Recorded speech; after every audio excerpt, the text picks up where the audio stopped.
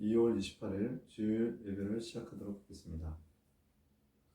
오늘 나누실 말씀은 히브리서 10장 30절에서 31절입니다.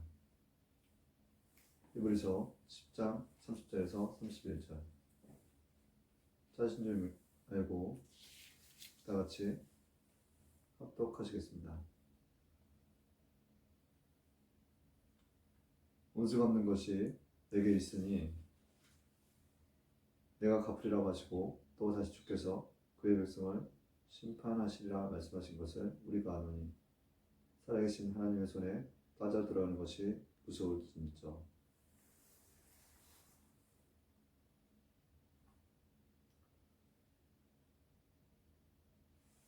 이 합독한 성경의 말씀을 근거로 다른데 라는 제목으로 우리의 말씀을 나누도록 하겠습니다.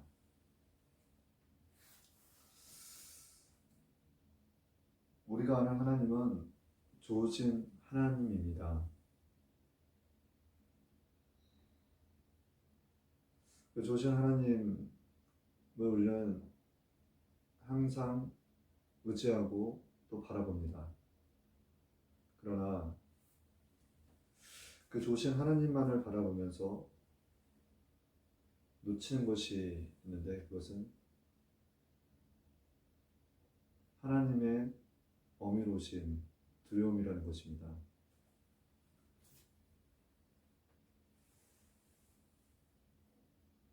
제가 사실 이 말씀을 준비하면서 저에게 주어진 말씀들을 하나하나 묵상하면서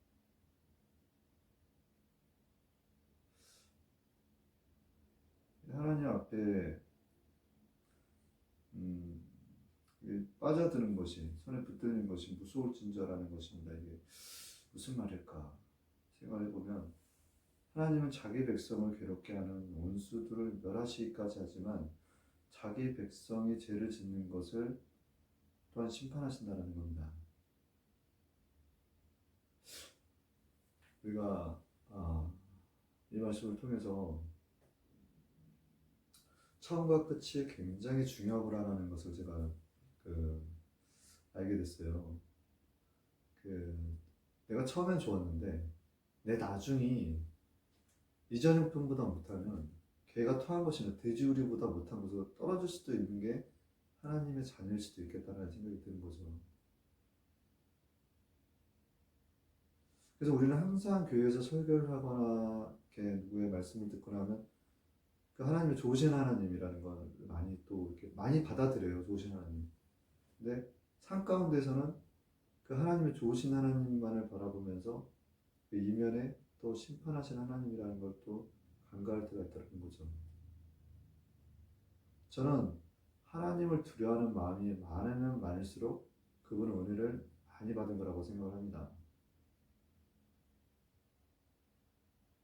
그래서 우리가 일상에서 내 신앙, 내 믿음을, 내 삶을 항상 하나님 앞에 이렇게 보여야 돼요. 그 앞에 서야 되는 거예요. 그 기준점이 하나님이 돼야 되는 거예요. 예수님을 바라보면서 늘 하나님을 바라보는 거예요. 예수님을 통해서 우리는 하나님께 나아가는 거잖아요. 그 예수님을 바라보면서 하나님을 보는 거예요. 그게 기준점이에요. 근데 우리는 그 하나님의 그 기준점에서 벗어날 때가 있더라는 거죠. 그걸 보통 이제 자로나 우로나 치우친다라고 성경에서는 표현을 하는데, 자로나 우로나 치우치면 삐딱하게 예수님을 바라보면서 하나님을 바라보는 거예요.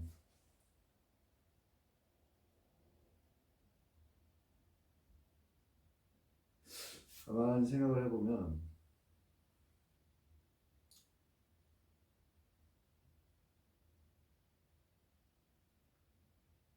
그 하나님께서 그 모든 것들을 다 보고 계시는데 무엇을 보냐면 그 성경 말씀에 하나님의 그러니까 그러니까 하나님 앞에서 마음을 속이는 자의 경건은 헛것이다라고 표현하거든요. 경건은 헛것이다. 우리가 좌로나 우로나 치우쳐져 있는지를 사람들은 모를 수 있어요. 그렇지만 하나님은 그 마음을 정확하게 보시는 하나님이라는 겁니다. 그래서 그의 경건이 헛것이다라고 표현하는 거예요.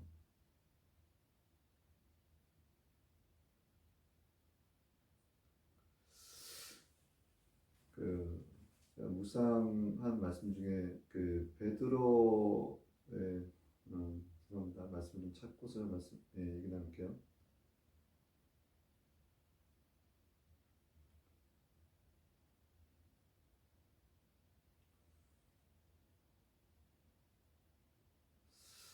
그래가지고 뭐 베드로서 또 히브리서, 야고보서, 또 요한 1, 2, 3서 이렇게 보면서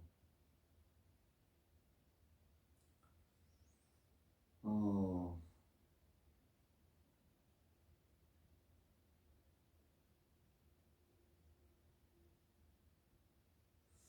하나님께서 이게 주셨던 말씀들이 참으로 깊은데 그렇게 치우치지 않게끔 하시는 하나님의 말씀 가운데서 우리가 거해야 되는데 하나님께서는 그러니까 우리가 하나님을 사랑했다고 하지 않는 거예요. 하나님께서 우리를 사랑하셨다는 거죠.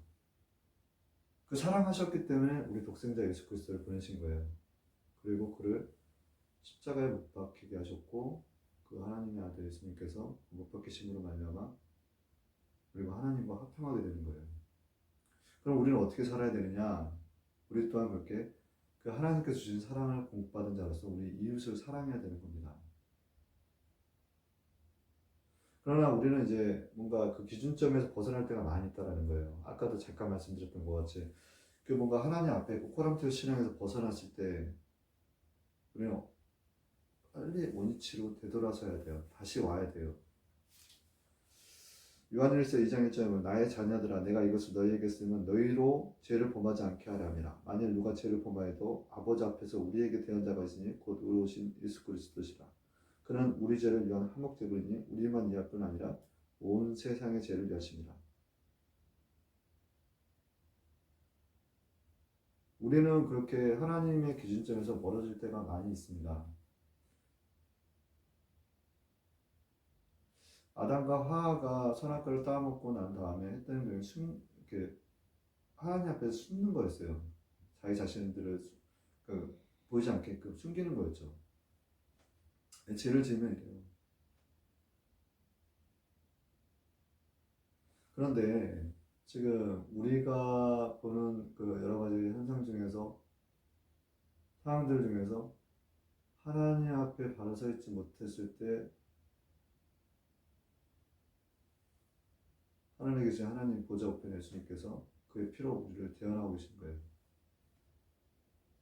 우리의 대언 중보해 주신다는 거죠.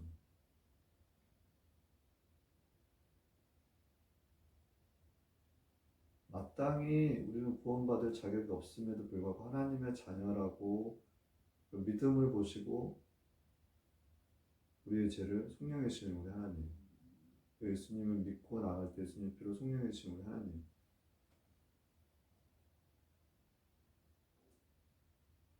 그 놀라우신 은혜를 경험하는 한 주간이었던 것 같습니다.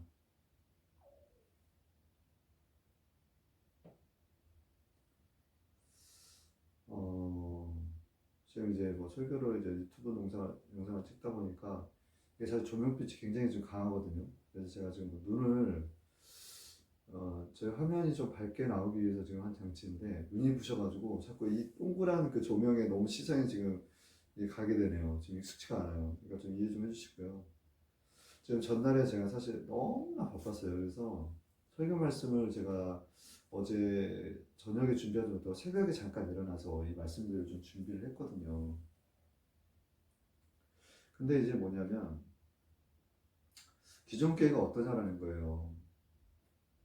하나님 말씀에 이렇게 잘 몰입해 있느냐 이거죠. 하나님 앞에 바로 서 있냐라는 거, 어딘가에 치우쳐 있지 않냐라는 거죠. 이 코로나 시기에 교회가 굉장히 사실 욕을 먹고 있습니다. 우리는 믿음으로 드리는 제사이고 믿음으로 드리는 예배인데 그들이 이해하지 못한다라고 해서 그들을 탓할 수는 없어요.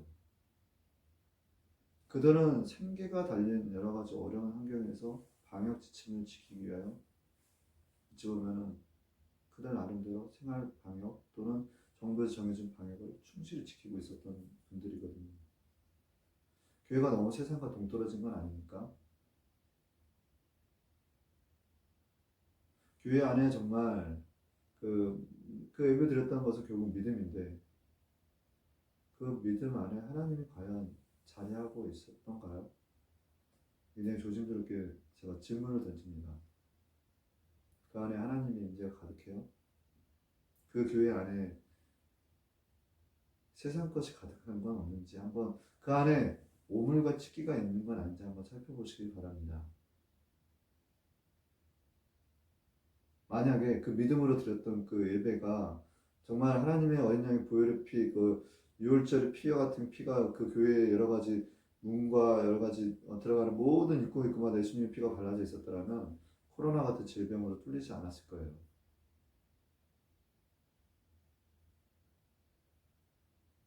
그냥 믿음으로만 드린다고 해서 그게 정말 영과 진리로 드리는 건지 하나님의 임재가 없다는 무엇을 의미하는 걸까요? 그것은 하나님께서 기뻐하시지 않는 교회일 수도 있다는 거예요. 근데 오늘날 요즘 교회가 뭐냐면 밟히고 있다는 거예요. 그 어떤 종교보다도 기독교가 지금 신뢰도가 떨어지고 있어요. 성경에는 그 맛과 향기를 잃어버리는 그 가지는 포도나무의 가지는 그 가지 줄기에 떨어져서 밟힌다라고 했습니다. 밟히고 있는 거예요, 지금. 하나님께서 우리를 사랑하셔서 예수님을 보내주신 거예요. 우리가 하나님을 사랑한 게 아니고.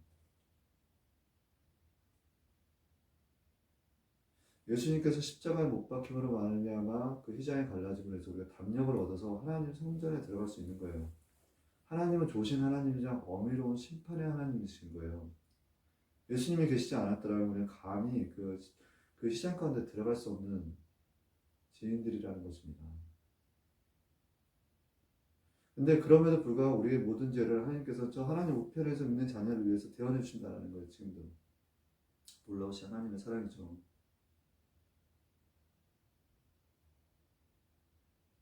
그럼 이 땅 가운데 우리가 어떻게 살아야 되냐는 거예요. 그래서 저는 이제 묵상하기 시작했는데 그 히브리서의 말씀이 그거예요. 하나님의 손에 빠져든 게 무서울진저라는 거예요. 왜 무서울진저? 하나님은 자기 백성들을 위해서 자기 백성을 괴롭혀야 원수를 멸하시기까지 하는데 근데 정작 그렇게 했는데 자기 백성이 죄를 짓는다라는 거죠. 죄를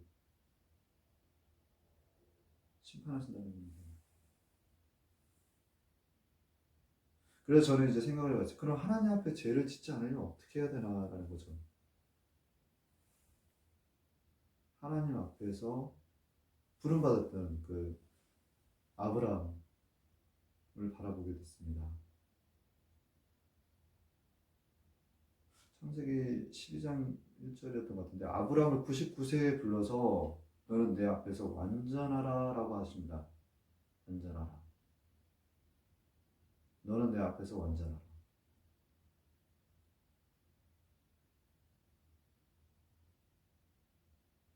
우리가 자로나 우러나 치우쳐져 있지 있는 것은 무엇을 통해서 알 수 있을까요? 이건 하나님의 말씀이에요. 하나님의 말씀은 날성검과 같아요. 그래서 우리의 혼과 영과 관절과 골수를 쪼개고 마음과 생각을 판단하시는 하나님이십니다. 이 말씀을 통해서 하나님 우리의 마음속을 다 들여다보게끔 해주시고 우리의 마음이 치우쳐 있는지 치우쳐 있지 않는지를 알게 해주시는 거예요.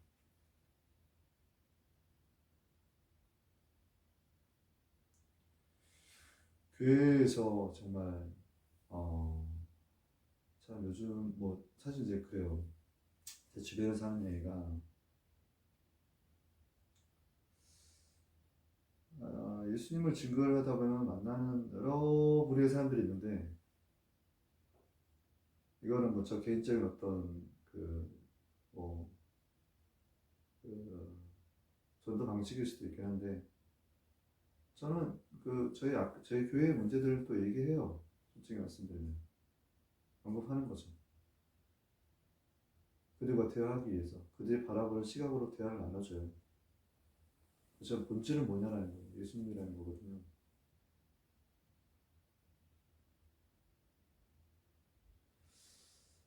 빈약한 자를 도우라. 환난 날에 내가 너희를 구원하리라.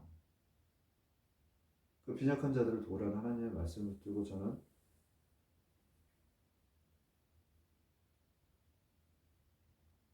그들과 함께하기를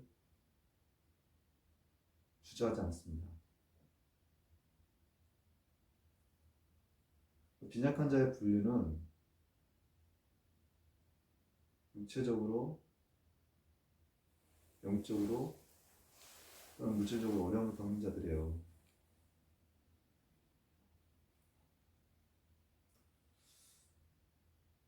제가 이렇게 말씀을 짧게 전하면서 준비하면서 오늘 전해야 될 말씀이 뭘까? 제가 만난 어떤 세상에서 좀 약간 비류라고 그러죠. 지저분하다라고 소리를 듣는 분들이 계세요.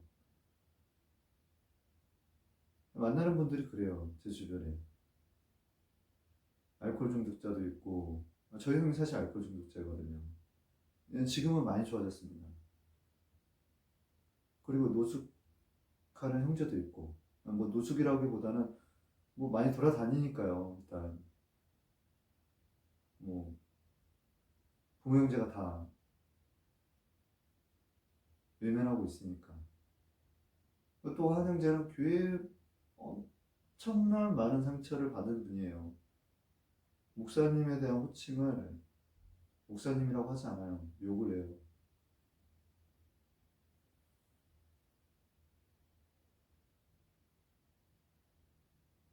그리고 뭔가 신학교 내에서 함께 했던 이들 중에서도 왕따를 당하는 친구들이 있더라는 거죠.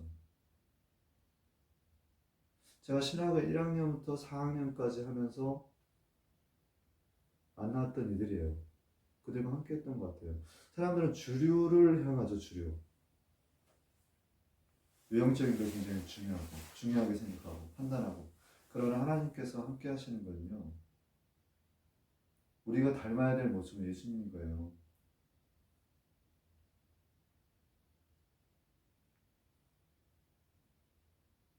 근데 지금 우리가 하나님 앞에서 너무 멀어져 있지는 않은지, 어느 쪽으로 치우쳐 있지는 않은지.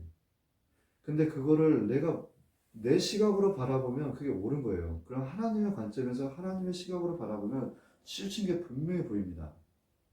그걸 바로 잡아야 돼요. 다시 하나님 앞에.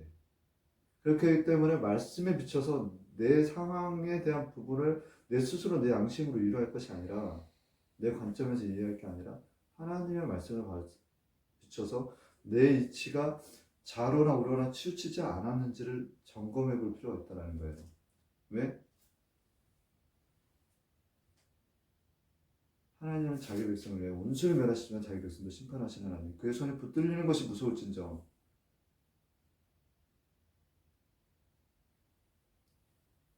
하나님 앞에 바로 서기를 원합니다.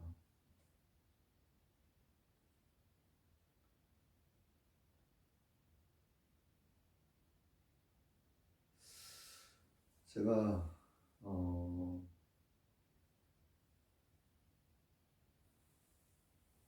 이 말씀들을 이렇게 준비하면서 너무나 지금 사실 부끄럽고 이렇게 말을 이렇게 이어가면서 하는 것 자체가 쭉 연계는 안 되지만 그렇지만 큰 줄거리는 우리가 하나님 앞에 바로 서지 못했을 때 하나님께서 우리를 심판할 수도 있다라는 거.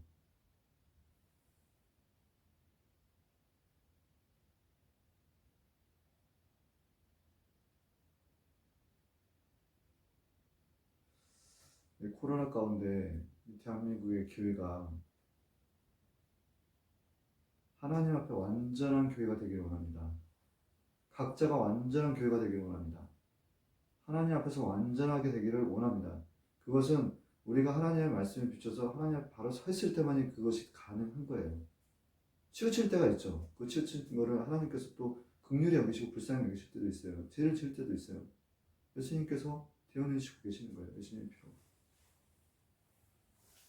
우리가 성전에 그 지성소에 들어갈 수 있는 것이 시장이 갈라졌기 때문에 가능하실 수 있었다라고 말씀에 표현된 것처럼 우리는 담력어서 나가는데, 근데 그 끝이 나중에 우리가 하나님을 만나 뵐 때 치우쳐 있었다라면 그것에 대한 심판은 분명히 있을 것이라는 겁니다.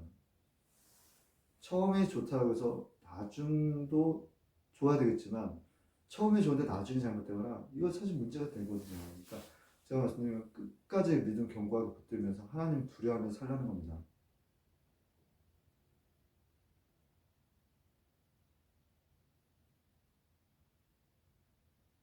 그럴 때만이 하나님께서 저에게 정한 반응을 씌워줄 줄 믿습니다.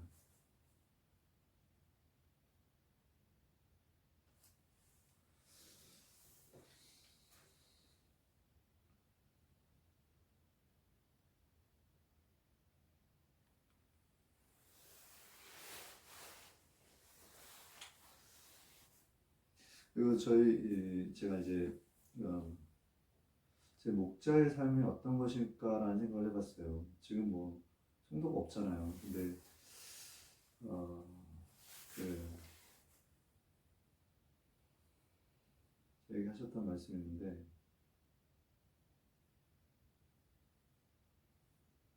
더러운 이익을 구하는 자와 같이 되지 말고 맡은 자에게 맡은 자는 자기 주장을 펴는 자가 아니라 양무리의 본이 되어야 할 자라는 겁니다.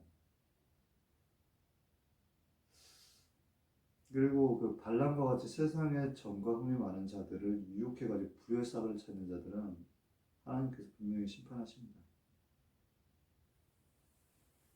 그 말 못하는 낙의 입을 열어서 사람의 말로 발람을 책망하셨던 것처럼 지금 자칭 보혜사라고 하는 신천지 이만이나 연회력교회 신옥주 같은 그 자칭 그리스도인이라는 사단에 하나님께서 분명히 책망하실 거예요. 처음은 어땠을지 모르겠어요. 그 끝이 지금 어떻게 흘러가고 있습니까?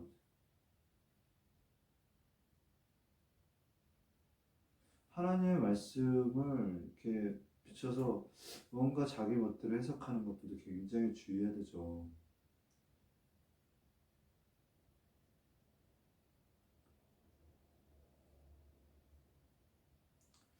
근데 이제는 제가 아까 말씀드렸던 것처럼 다른데? 다른데라는 거예요. 제가 만났던 어떤 상대들이 저한테 그러는 게 뭐냐면 다른데라는 거예요. 이 소리가 저는 기분 나쁘잖아요. 제가 이단 같다는 소리가 아니라 기존 교회가 다른데라는 건 이단으로 들을 수도 있잖아요. 근데 그 얘기가 아니에요. 기존에 만났던 그리스도인과는 좀 다르다라는 거예요. 그들이 왜 그렇게 얘기를 했을까요? 저에게.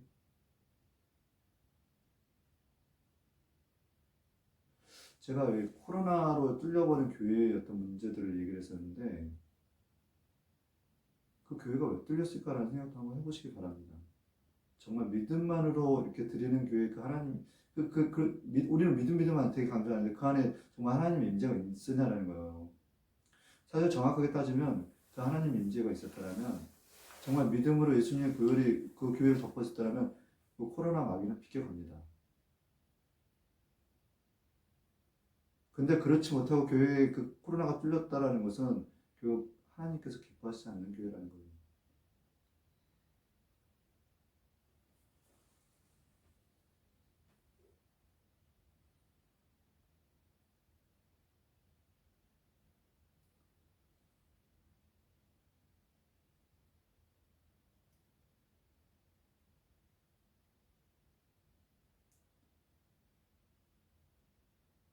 다른데. 기존 교회와 좀 다른 모습으로 우리가 나아가야 될 필요가 있어요. 하나님, 예수님을 증거하면서 하나님 앞에 바로 서 있는, 정말 우리의 모습을 통해서 예수 그리스도의 향기와 닮은 모습이 나타날 수 있는 저와 함께하는 여러분들이 되시기를 바랍니다.